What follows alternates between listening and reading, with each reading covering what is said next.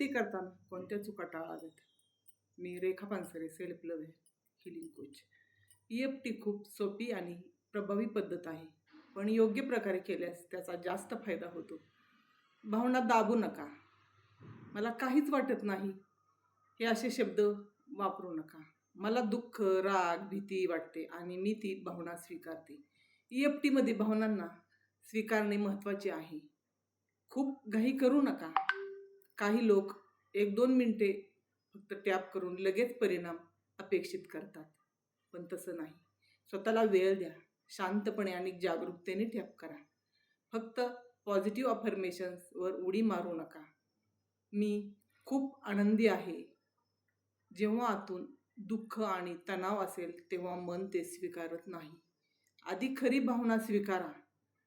उदाहरणार्थ, जरी मला तणाव वाटत असला तरीही मी स्वतःला पूर्णपणे स्वीकारते.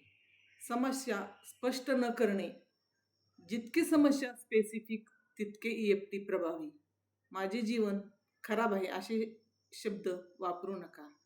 उद्या होणाऱ्या इंटरव्ह्यूची मला भीती वाटते असे निगेटिव्ह थॉट्स मनात आणू नका. इंटेन्सिटी चेक न करणे.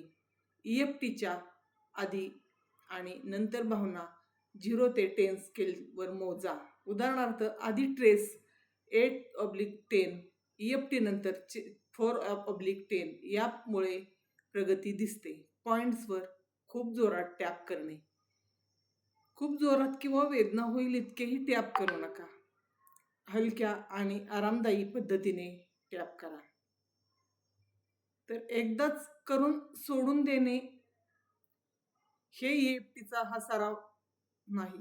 EFT हा पूर्णपणे रेग्युलर करण्याचा सराव आहे. नियमित जास्त केल्याने फायदे त्याचे जास्त दिसून येतात.